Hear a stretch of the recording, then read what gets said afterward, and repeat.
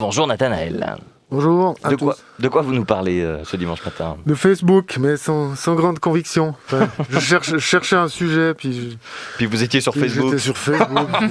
Enfin, 2 milliards d'utilisateurs Facebook. Forcément, dans le tas, il n'y a pas que des prix Nobel. Hein. Qui a dit « Nous ne sommes pas plus cons qu'avant, mais avec les réseaux sociaux, ça se voit plus ». Mais en fait, on est quand même peut-être plus cons qu'avant. La première fois que j'ai utilisé le réseau social, c'était pour retrouver un ami que j'avais perdu de vue depuis 12 ans. On a pu se recontacter, s'en est suivi une conversation émue. Ouais, ça va, puis toi, ça fait une paye. Ouais, puis toi, ça va, ouais, puis toi. On ne s'est plus jamais reparlé depuis. J'adopte volontairement un ton monocorde, sans ponctuation. Je ne veux pas surjouer mon truc. C'est pour ça illustrer. change de l'habitude. Voilà. Ouais. C'est pour illustrer ma lassitude avec Facebook. Alors depuis, c'est l'engrenage. Je perds un temps sur Facebook, c'est terrible, à gober des vidéos par exemple. Vous ne devinerez jamais la réaction de ce chien quand il revoit son maître. Je suis curieux, je veux voir le dénouement, et Facebook, il va savoir que j'ai un faible pour les vidéos d'animaux domestiques, donc par la suite, il va me proposer une histoire émouvante de sauvetage de poneys filmé spontanément en haute définition par caméra posée sur un trépied. Il y a à boire et à manger. Figurez-vous qu'il y a un type sur Facebook, il m'a ajouté comme ami, j'ai accepté. Plus tard dans la journée, il m'a envoyé une photo de son Panari à l'orteil. Non, c'est vrai, hein. J'ai même eu une demande d'amitié d'une pharmacie et d'un garage. Bien entendu, c'est mon souhait le plus cher d'entretenir une relation d'amitié avec la pharmacie machin. Toutefois, Facebook a aussi des bons côtés, les petites annonces. Par exemple, je dois me racheter un micro-ondes, des conseils. Me contacter par message privé. Moi, je like, ça sert à rien, mais je like tout. J'ai pas de conseils pour Michel, mais je mets un pouce bleu pour valider sa quête de nouveau four micro-ondes.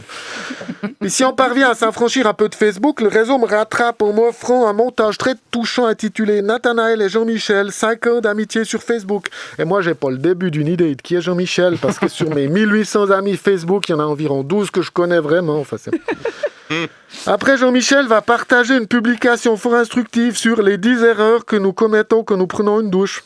Ouais, il paraît que ça sert à rien de trop savonner les coudes, vrai, sans blague. Moi, j'ai de l'affection pour des utilisateurs comme Jean-Mi qui mettent une 30aine de statuts par jour sur Facebook, une photo de leur Rick Casimir. Grâce à Facebook, vous n'êtes plus seul avec votre plat du jour. Il faut savoir que souvent, la quantité de publications quotidiennes, elle est inversement proportionnelle à l'intérêt suscité par ces publications.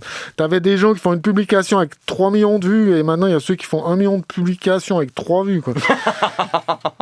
Puis Jean-Michel te balance une photo sur les conditions d'enneigement, je sais pas où, super neige et soleil en haut des pistes. Parce qu'en effet, Jean-Mi se réfugie derrière la météo pour nous faire croire qu'il sait vivre.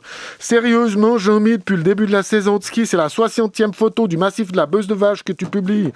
Ou alors les sportifs qui font un jogging, puis ensuite ils postent une carte de leur parcours de 8 km au pied du Jura, quoi. Et là, enfin, mes publications préférées, les chaînes de l'amitié. Je veux voir qui lit vraiment jusqu'au bout pour savoir qui est vraiment un ami. Bien sûr, forcer à lire un texte lénifiant jusqu'au bout dans une tentative de chantage affectif, c'est ce que les amis font. Évidemment, en plus, il existe beaucoup d'art, de la publicité. Bien sûr, j'ai vu Micheline Calmeret qui présente un livre sur Facebook aujourd'hui. Ah oui. Beaucoup d'art, oui. Mais vous êtes ami avec Micheline Calmeret sur Facebook? Bah non, justement, c'est là. Faut se méfier. On est amis live. Bah oui, on est amis en vrai. On est amis. Alors, les arnaques amoureuses, je dis pas le mariage, hein. J'ai été contacté par Lisa Stelzner, une Allemande plantureuse qui ne parle pas allemand, mais en manque de sexe et qui habite à Abidjan. J'ai une règle de base dans la vie, en matière d'argent comme en matière d'amour. Si ça a l'air trop beau, faut se méfier, hein. Je vais examiner de plus près son profil qui a été créé hier. Ça m'étonnerait que l'un de mes contacts l'ait accepté comme ami. Ah ben tiens, Jean-Michel, si. Parce que deux théories s'affrontent. Soit les arnaques sont très ingénieuses, soit les victimes sont complètement débiles. Et si l'on se réfère au témoignage, oh, j'ai 53 ans et j'ai été contacté par une naïade plantureuse de 30 ans, ma cadette. Elle est tombée amoureuse de moi sur la base de nos riches conversations avec 12 mots d'anglais. Elle désirait me rencontrer, mais d'abord elle devait se rendre au Nigeria pour instrumenter une succession. Elle avait besoin que je lui capte 50 000 balles. Qui eût pu prévoir que c'était une arnaque?